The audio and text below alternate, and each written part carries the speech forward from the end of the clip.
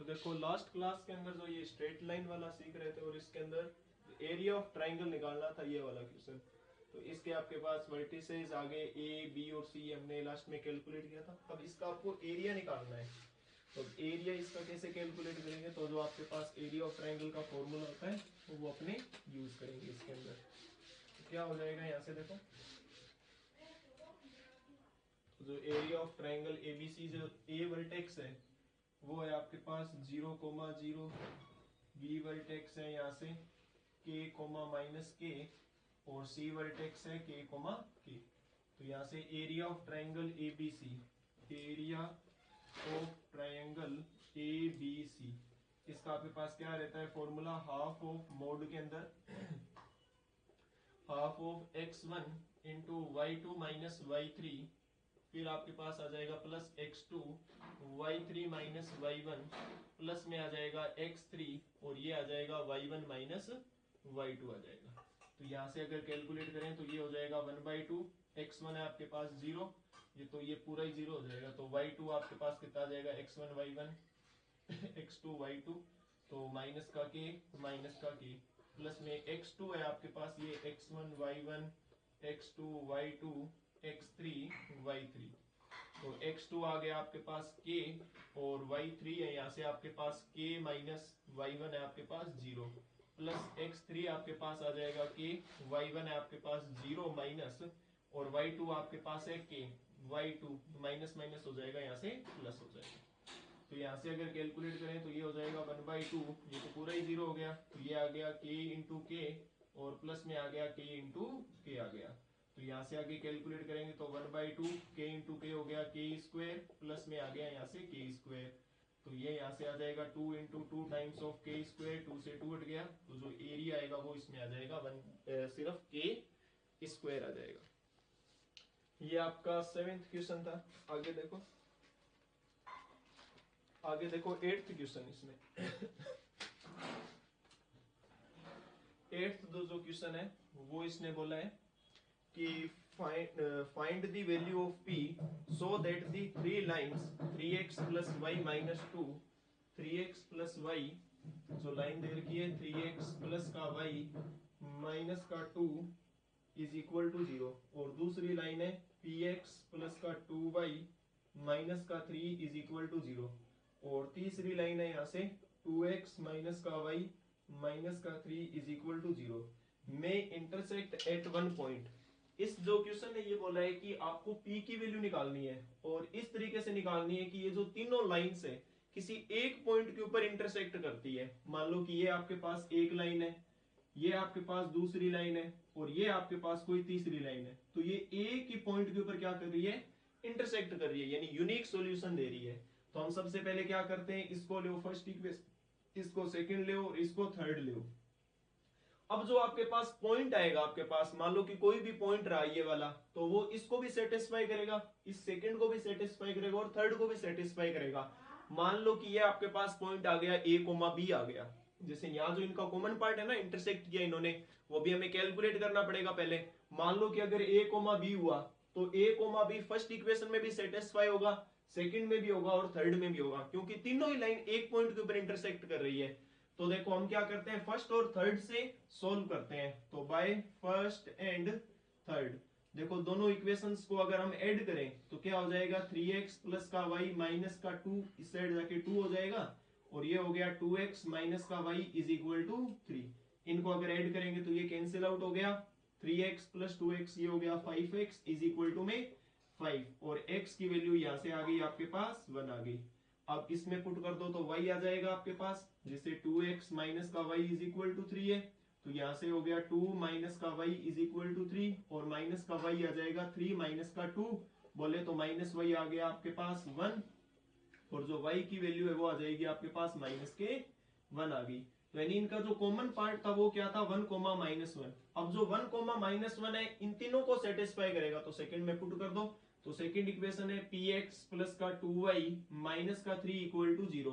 तो यहां अगर पुट करें तो p इंटू 1 प्लस में आ गया 2 इंटू -1 माइनस का 3 इज इक्वल टू 0। तो ये हो गया p माइनस का 2 माइनस का 3 इज इक्वल टू 0, और p माइनस का 5 इज इक्वल टू 0, और जो p की वैल्यू आ जाएगी यहाँ से 5 आ जाएगी। तो ये इस टाइप से आपको करना है। इसने तीनों लाइंस एक ही पॉइंट के ऊपर इंटरसेक्ट कर रही है, तो पहले फर्स्ट और थर्ड को सोल्व करके आपके पास वो कॉमन पॉइंट आ जाएगा। कॉमन पॉइंट आ गया तो इसमें हम पुट कर देंगे, तो आपके पास p की वैल्यू आ जाएगी। जो पॉइंट होगा वो इन तीनों को सेटिस्फाई करेगा। करो इसे नोट, स्क्रीनशॉट लेते रहना इसका।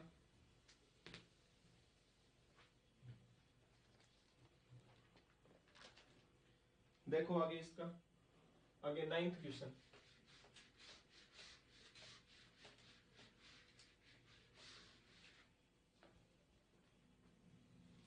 नाइन्थ है, if three lines whose equations are this and this are concurrent then show that is equal to 0। बहुत अच्छा सवाल है। इसने बोला है कि ये जो तीनों इक्वेशंस है आपके पास, ये क्या है, कॉन्क्यूरेंट है।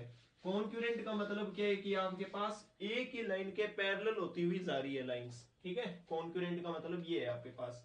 अब आपको प्रूफ करना है कि ये लाइंस ये आपके पास रहेगी। तो देखो आपके पास क्या क्या दे रखा है, ये तीनों इक्वेशन ये कॉन्क्यूरेंट है लाइन।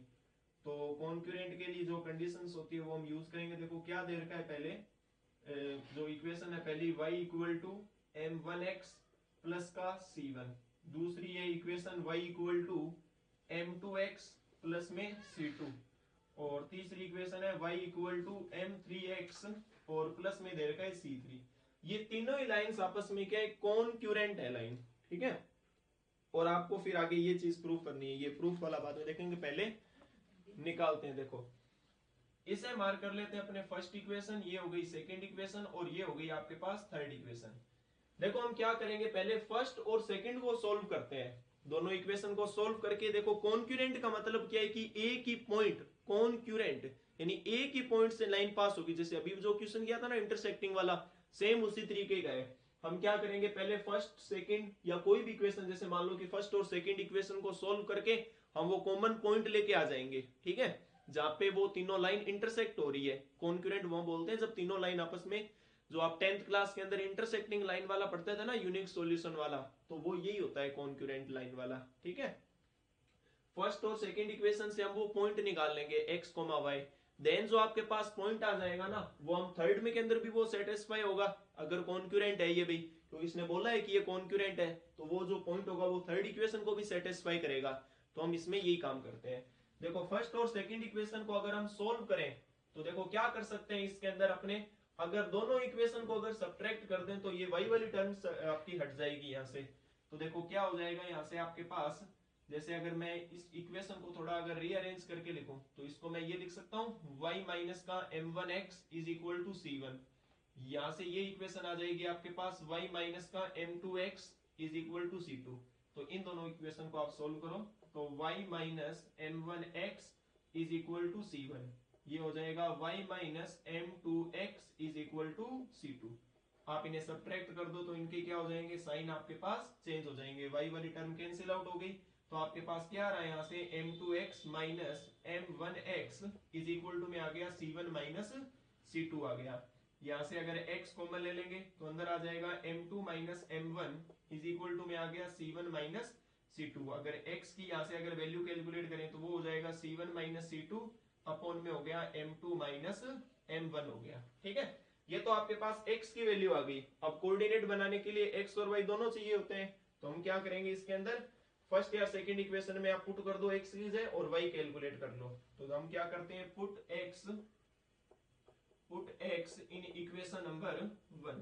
इक्वेशन 1 क्या है, y equal to m1x plus का c1। तो यहाँ पुट करेंगे तो क्या हो जाएगा, यहाँ से y तो आ गया इक्वल टू में और m1 और x की प्लेस पे आपके पास क्या आ जाएगा, यहाँ से c1 माइनस c2 और अपॉन में आ गया m2 माइनस m1 और प्लस में आ गया यहाँ से c1।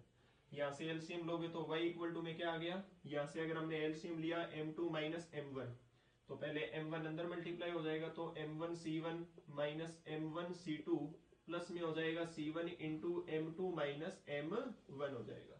यहाँ से अगर कैलकुलेट करें तो y क्या आ जाएगा आपके पास, m1 c1 माइनस का हो गया m1 c2 प्लस में हो गया c1 m2 माइनस का c1 m1 और अपॉन में आ गया यहाँ से m2 माइनस m1 हो गया, ठीक है।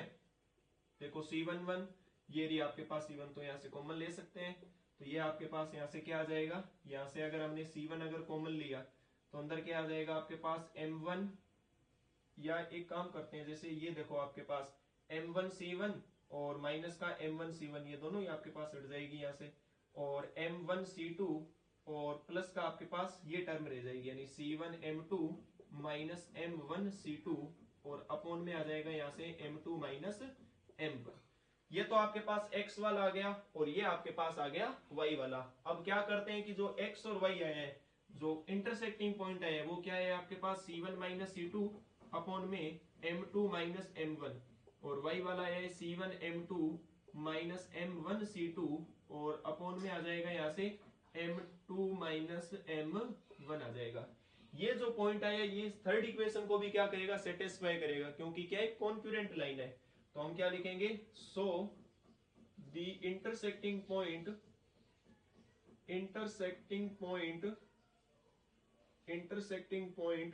मस्ट सेटिस्फाई इक्वेशन 3, क्योंकि ये क्या है, तीनों कॉन्क्यूरेंट है। तो यहां से क्या हो जाएगा, y इक्वल टू में थर्ड इक्वेशन क्या है, M3x प्लस में हो जाएगा C3 हो जाएगा। ठीक है, तो यहाँ इसमें पुट कर दो, तो जो आपको पास प्रूफ करना है ना वो अपने आप आ जाएगा, इक्वल टू 0 आ जाएगा।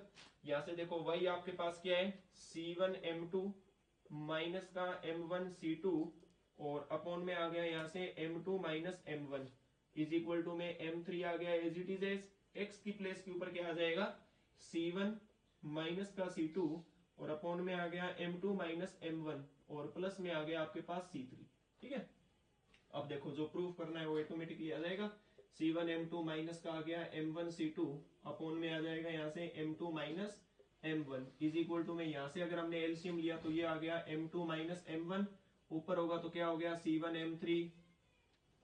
C1M3 और माइनस का हो गया यहाँ से C2M3 और प्लस में आ जाएगा आपके पास C3 into M2 minus M1 आ जाएगा। ये M2 माइनस M1 यहाँ से कट जाएगा, तो ये आ गया C1M2 माइनस का M1C2 इज इक्वल टू में आ गया C1M3 माइनस का आ गया C2M3 प्लस में आ जाएगा C3M2 और माइनस का आ गया C3M1। ठीक है, ये आपके पास आ गया, यहाँ से सारी टर्म्स को इस साइड ले आओ, तो क्या हो गया C1M2 माइनस का M1C2 माइनस का C1M3 और प्लस का हो गया C2M3 माइनस का C3M2 और प्लस का हो जाएगा C3M1 इज इक्वल टू 0। अब जो टर्म अगर कोई कैंसिल आउट हो रही है तो पहले इन्हें कैंसिल आउट कर लो। देखो C1M2, तो C1M2 कोई टर्म नहीं है, M1C2 कोई टर्म नहीं है, M1C3 C1M3 भी कोई टर्म नहीं है, C2M3 भी कोई टर्म नहीं है। तो आप कॉमन ले सकते हैं और कोई चारा नहीं है। जो प्रूफ करना है इसके अंदर वो M1 M2 M3 में से कॉमन लिया है। देखो ये तो आपके पास M2 वाली टर्म, एक तो ये रही M2, एक आपके पास M2 आ रहा है यहाँ से, तो इन दोनों में सबसे पहले कॉमन ले लेते हैं। M2 अगर हमने कॉमन लिया तो क्या आ गया C1 माइनस C3। ठीक है, फिर उसके बाद देखो M1 वाली ले लेते हैं प्लस M1 वाली टर्म ले, एक तो ये रहा आपके पास माइनस का C2 और M1 वाली एक ये रही आपके पास प्लस का C3 आ गया। बाकी जो ये C3 वाली लिख दो, यहाँ से अगर M3 अगर कॉमन ले तो वो हो जाएगा C2 minus C1 is equal to 0। तो यही आपको प्रूफ करना था। तो क्या हो गया, पहले M1 लिख दो, M1 हो गया C3 माइनस का C2 प्लस में हो गया M2 C1 minus C3 plus में हो जाएगा M3 और ये हो गया C2 माइनस C1 और इज इक्वल टू 0। ये आपके पास हो गया। देखो सीधी सी बात है कि जब भी आपके पास कॉन्क्यूरेंट का सवाल आता है तो कॉन्क्यूरेंट के अंदर जो क्या होगी, जो कॉन्क्यूरेंट लाइन का मतलब हो गया इंटरसेक्टिंग लाइंस। तो फर्स्ट और सेकंड को हमने सोल्व किया तो आपके पास इंटरसेक्टिंग पॉइंट आ गया। तो जो इंटरसेक्टिंग पॉइंट आए वो पहले को भी सेटिस्फाई करेगा, दूसरे को भी करेगा, तीसरे को भी करेगा। तो तीसरे में हमने पुट किया तो ये आपका जो रिजल्ट आ गया इक्वल टू 0। यही आपको प्रूफ करना था। आ गया होगा समझिए, कर लो इसे नोट।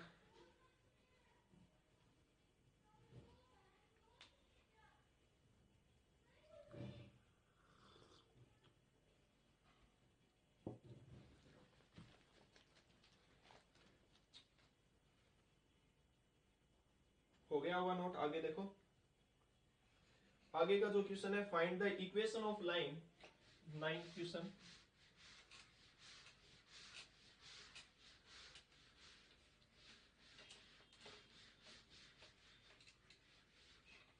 नाइन्थ क्वेश्चन है, find the equation of line through the point 3,2 which makes an angle of 45 degree with the line x minus 2y is equal to 3। बहुत अच्छा सवाल है, ये भी पेपर का ही अच्छा ही सवाल है ये, क्वेश्चन नंबर 9।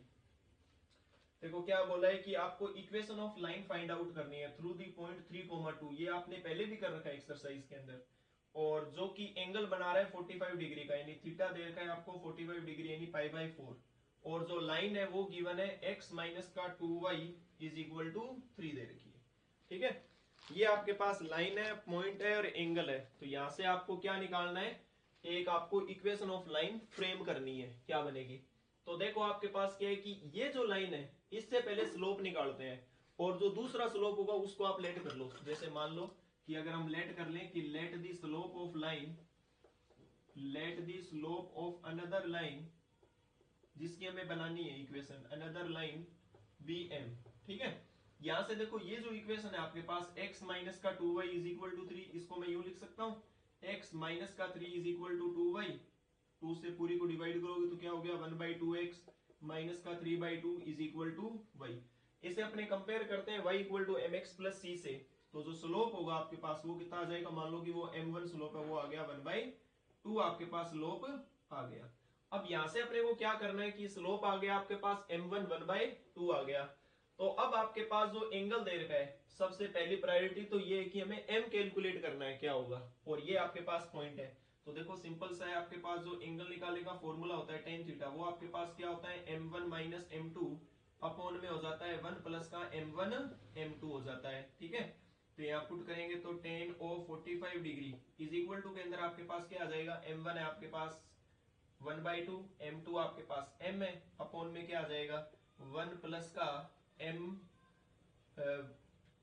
ये 1/2 m आ जाएगा। ठीक है, अब मोड से जब भी बाहर आता है तो प्लस माइनस दोनों का रहता है, तो ये तो आपके पास हो गया 1, और ये आपके पास किसका आ जाएगा प्लस माइनस 1/2 माइनस m, और अपॉन में आ गया 1 प्लस का 1/2 m आ गया। ठीक है, अब यहाँ से दो दो केस बन जाएंगे, तो 1 है वो आपके पास इक्वल किसका आएगा, अगर ये प्लस का होगा तब तो आपके पास आ जाएगा 1/2 माइनस m, और अपॉन में आ जाएगा यहाँ से 1 प्लस का 1/2 m आ जाएगा। ये पूरी टर्म इस साइड आके मल्टीप्लाई हो जाएगी, तो 1 इंटू में क्या आ गया 1 प्लस का 1/2 m इज इक्वल टू के अंदर आ गया 1/2 माइनस का m आ गया, तो 1 प्लस का m/2 m is equal to में अंदर आ गया 1/2 माइनस m। वेरिएबल को एक तरफ ले आओ, कांस्टेंट को एक तरफ ले जाओ, तो 1/2 m प्लस का m इज इक्वल टू आ गया 1/2 माइनस का 1 आ गया। यहां से देखो क्या कर सकते हैं अपने 1/2 m, यहां से एक तो m कॉमन ले लेते हैं, तो अंदर आ गया 1/2 प्लस का m इज इक्वल टू के अंदर आ गया माइनस का हाफ आ गया। ठीक है,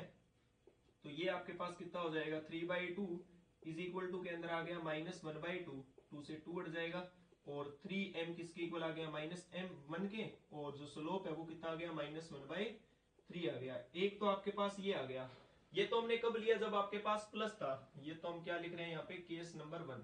ठीक है, और केस नंबर 2 यहाँ से आपके पास क्या बन जाएगा, अगर ये माइनस का होगा तो 1 इज इक्वल टू के अंदर क्या हो गया माइनस ऑफ 1/2 माइनस का m, और अपॉन में आ जाएगा यहाँ से 1 प्लस का 1/2 m आ जाएगा, माइनस के अंदर कर दो, तो 1 इज इक्वल टू में क्या आ गया m माइनस 1/2 अपॉन के अंदर आ गया 1 प्लस का 1/2 m आ गया। ये मल्टीप्लाई हो जाएगा तो क्या हो जाएगा 1 प्लस का m/2 1/2 m is equal to के अंदर आ गया m माइनस का 1/2। वेरिएबल को एक तरफ ले आओ, तो 1/2 m माइनस का m इज इक्वल टू के अंदर आ गया माइनस 1/2 माइनस का 1 आ गया। यहाँ से m अगर कॉमन लेंगे तो 1/2 माइनस का 1 इज इक्वल टू के अंदर आ गया माइनस का 3/2 आ गया, तो ये हो गया माइनस का half m is equal to के अंदर आ गया माइनस का 3/2, 2 से 2 कैंसिल हो गया, माइनस का m इज इक्वल टू -3, तो जो स्लोप है वो कितना आ गया 3 आ गया। यानी जब आपने नेगेटिव लिया तब तो आपके पास ये आ गया, तो आपके पास दो दो इक्वेशन ऑफ लाइन बन जाएगी। ठीक है, यानी पासेस कहां से हो रहा है, पासेस थ्रू, जो पॉइंट है वो पास कर रहा है आपके पास 3,2 से। ठीक है, तो यहाँ पे हम दो केस लेते हैं। यहाँ पे अगर आपके पास स्लोप अगर माइनस के 1/3 हुई और पॉइंट आपके पास 3,2, तो इक्वेशन ऑफ लाइन क्या हो जाएगी y माइनस का y1 is equal to m into x minus का x1, 1 पॉइंट फॉर्म यूज कर लेंगे। तो y माइनस y1 है आपके पास 2 इज इक्वल टू के अंदर आ गया -1/3 इंटू एक्स माइनस x1 है आपके पास 3, 3 इधर आके मल्टीप्लाई हो जाएगा तो 3y माइनस का 6 इज इक्वल टू के अंदर माइनस का x और प्लस का 3, ये इधर आके प्लस का हो जाएगा। तो ये आपके पास आ गया x प्लस का 3y और माइनस का 6 माइनस का 3 इज इक्वल टू आ गया 0। तो ये आ जाएगा x प्लस का 3y इज इक्वल टू 9। ये लो जी, ये आपके पास एक इक्वेशन आ गई पहली। अब दूसरी इक्वेशन आपके पास यहाँ क्या बनेगी, वो देखो जितनी भी लाइन होती है वो स्लोप के ऊपर ही डिपेंड करती है सारी। तो आपके पास स्लोप अगर 3 हो और आपके पास पॉइंट अगर पास कर रहा हो 3,2 से, देखो इक्वेशन अलग अलग आ रही है आपके पास, समझो इसके अंदर स्लोप का ही सारा खेल होता है। एक ही पॉइंट से पास हो रही है आपके पास। 10th क्लास तक हम क्या सीखते थे कि जिस पॉइंट से जा रही है वही डिपेंड करती है इक्वेशन के ऊपर, नहीं, सारा खेल स्लोप का होता है। पॉइंट देखो आपके पास 3,2 है, 3,2 है, स्लोप आपके पास अलग अलग है तो इक्वेशन ऑफ लाइन भी डिफरेंट रहेगी। तो क्या आ जाएगा यहाँ से y माइनस का y1 is equal to m into x minus का x1।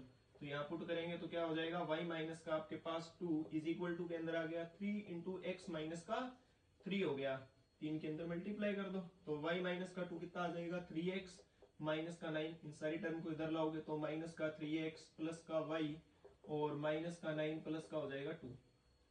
तो ये माइनस का 3x प्लस का y, ये हो गया आपके पास माइनस का 7, इस साइड आएगा तो प्लस का 7 हो जाएगा। तो ये आपके पास क्या हो गया, प्लस का 7 कर दो इज इक्वल टू 0।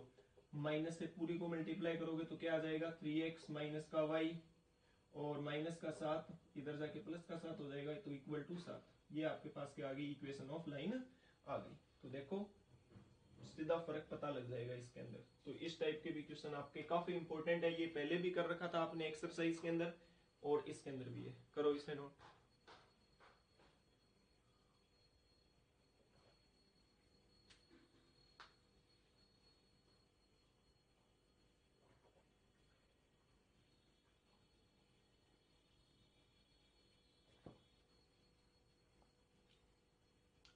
हो गया होगा नोट,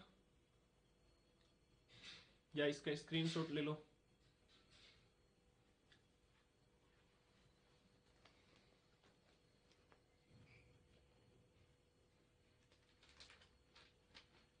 देखो आगे 10th क्वेश्चन।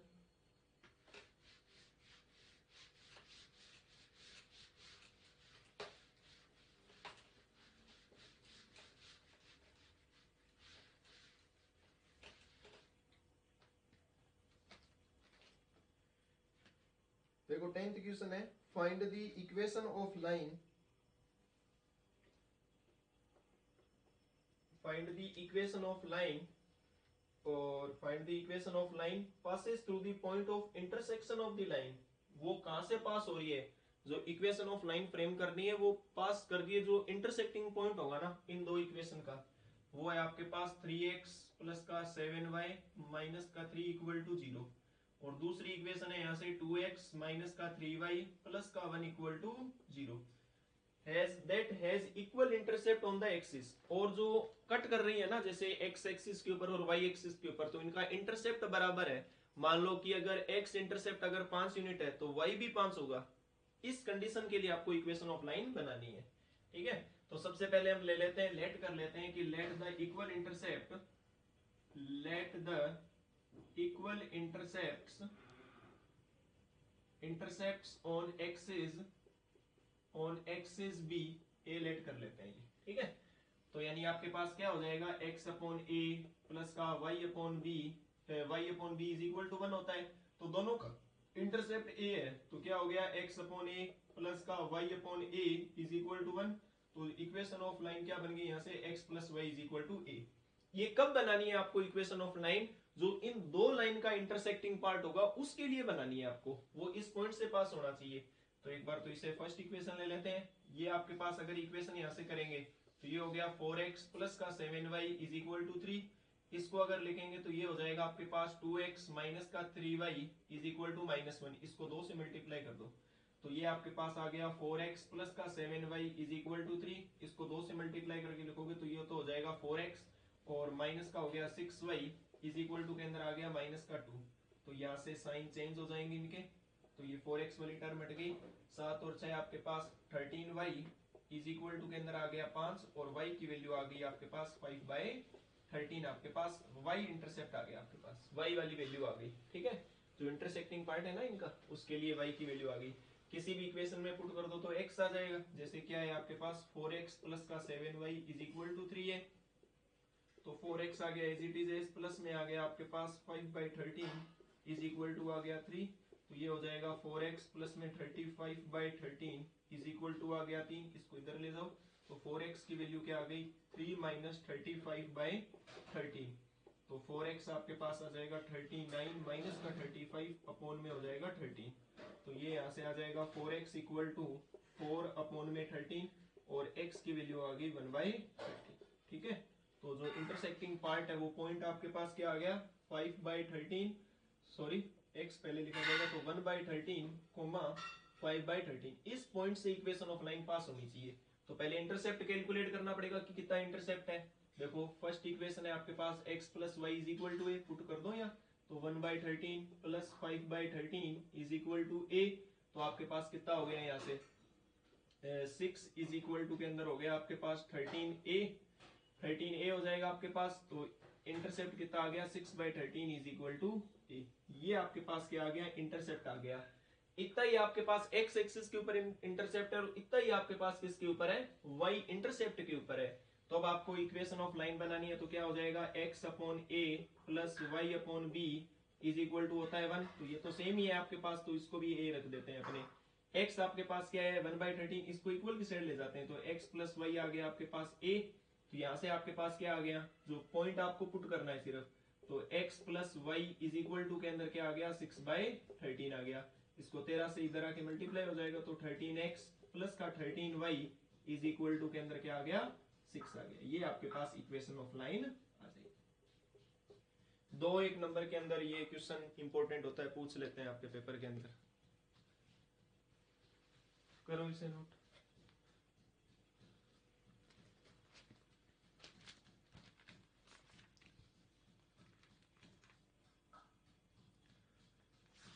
तो इतने ये प्रैक्टिस करके लेके आना, आगे कल कंटिन्यू करेंगे। ठीक है, आगे कुछ और क्वेश्चंस रहे हैं वो कल करेंगे कंप्लीट। ठीक है, इसे नोट कर लो या इसका स्क्रीनशॉट ले लो।